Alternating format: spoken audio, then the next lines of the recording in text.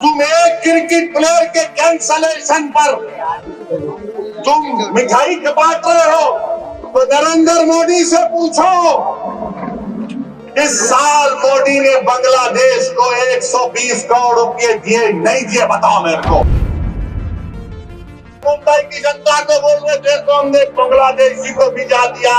अरे एक और को भिजाओ ना, जो मोदी की बहन बनकर दिल्ली में बैठी हुई है। जलगांव के सुलेमान पठान खान को जिसके दोस्तों ने उसको मारा, उनको कफर किरदार तक पहुंचाने की बात करना अगर जुर्म है तो खुदा की कसम जब तक जिंदा रहूंगा जुर्म करता रहूंगा।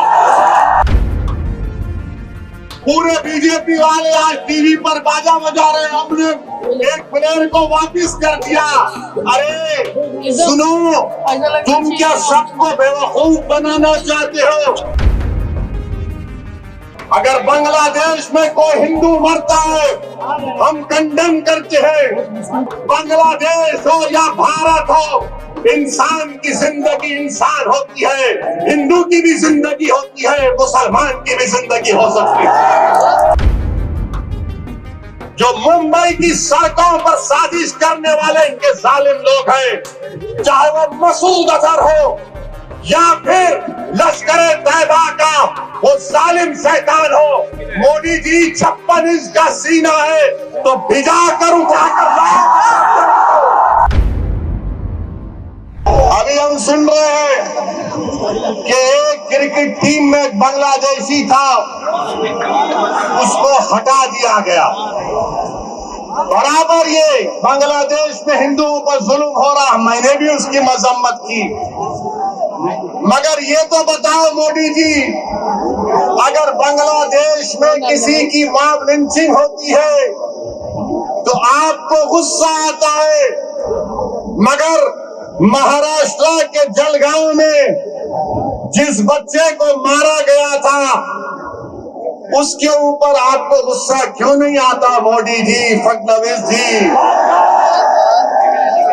सबसे पहली मॉब लिंचिंग 2014 में मोदी की हुकूमत बनने के बाद ऊना में मोहसिन शेख की हुई थी और जलगांव में सुलेमान पठान को उसी के दोस्तों ने मार मार कर उसको शहीद कर दिया। अगर बांग्लादेश में कोई हिंदू मरता है हम कंडेम करते हैं, मारने वालों को जालिम कहते हैं।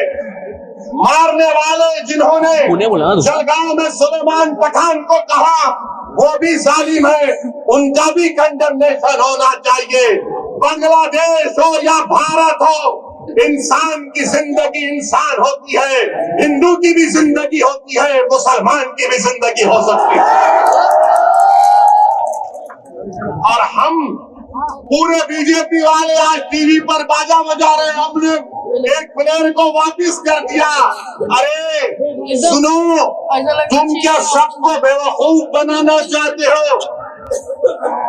सुनो, एक क्रिकेट प्लेयर को निकाल दिया, पूरे बीजेपी वाले बोल रहे ये हमारे इत्तेहाद की कामयाबी हुई है।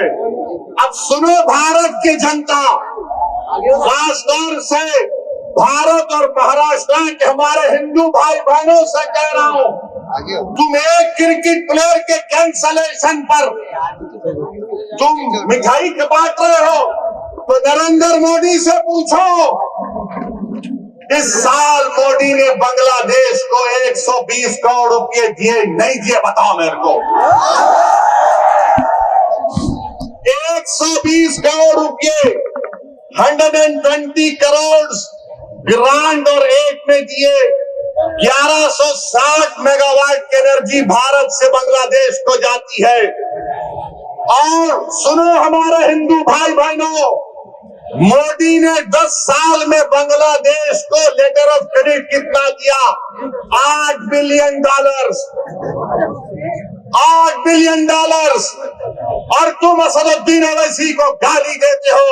सुनो, मैं किसी मजहब का खिलाफ था ना कभी रहूंगा इंशाअल्लाह ताला, मगर अगर मजलूमों से इंसाफ का मुतालबा करना अगर मोहसिन शेख के कातिलों को सजा दिलाने की बात करना, अगर जलगांव के सुलेमान पठान खान को जिसके दोस्तों ने उसको मारा, उनको कफर किरदार तक पहुंचाने की बात करना अगर जुर्म है, तो खुदा की कसम जब तक जिंदा रहूंगा जुर्म करता रहूंगा। और वो क्रिकेट प्लेयर के थ्रू, वो क्रिकेट प्लेयर, वो टीम ने उसको 10 करोड़ में खरीदा। आपने बांग्लादेश को 120 करोड़ रुपए 2025 में दिए एड और ग्रांट में। 1160 मेगावाट पावर बांग्लादेश को भारत से जा रहा है। और 10 साल में मोदी की हुकूमत ने एलओसी दिया $8 बिलियन का, $8 बिलियन का। और तुम नफरत करते हो मुसलमानों से। मैंने पार्लियामेंट में खड़े होकर कहा था कि बांग्लादेश की, हमारे हिंदू भाई बहनों की मंदिरों का तहफ्फुज होना चाहिए। आप पैसे दे रहे हैं और यहाँ पर बीजेपी के लोग, क्योंकि महाराष्ट्र का इलेक्शन है, महाराष्ट्र की और मुंबई की जनता को बोल रहे देखो हमने बांग्लादेशी को भिजा दिया। अरे एक तो एक और को भिजाओ ना, जो मोदी की बहन बनकर दिल्ली में बैठी हुई है। क्या आप चाहते हो मोहतरमा बांग्लादेश जाए? आप चाहते हो बांग्लादेश को दे दिया जाए? तो लगाओ नारा, नारे तकबीर। मोदी जी सुनो, ये आवाज आ रही है, लेके जाओ, उसको निकालो, उसको पहुंचाओ बांग्लादेश।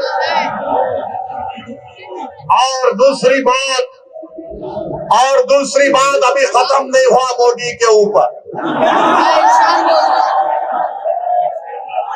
आज हमने देखा कि वेनेजुएला में ट्रंप ने अपनी फौज को भिजाकर वहां के एक जमहूरी तौर पर मुंतखब शुदा सदर को एक मुल्क से, उसी के मुल्क से उठाकर अमेरिका लेकर चले गए। नरेंद्र मोदी जी, अमित शाह, देवेंद्र फडणवीस, जब ट्रंप अपनी फौज को भिजाकर वेनेजुएला से कदमी को उठा सकता है, जब सऊदी अरब यमन में मुखल्ला के पोर्ट पर बमबारी कर सकता है, मोदी जी हम आपको कह रहे हैं, आप पाकिस्तान में भिजाकर जो मुंबई की सड़कों पर साजिश करने वाले इनके जालिम लोग हैं, चाहे वो मसूद अजहर हो या फिर लश्कर तैयबा का वो जालिम शैतान हो, मोदी जी 56 इंच का सीना है तो भिजाकर उठाकर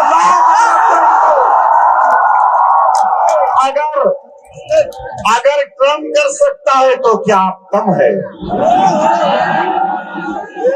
जब ट्रंप कर सकता है तो आपको भी करना पड़ेगा, क्योंकि मोदी ने कहा था अब की बार ट्रंप सरकार।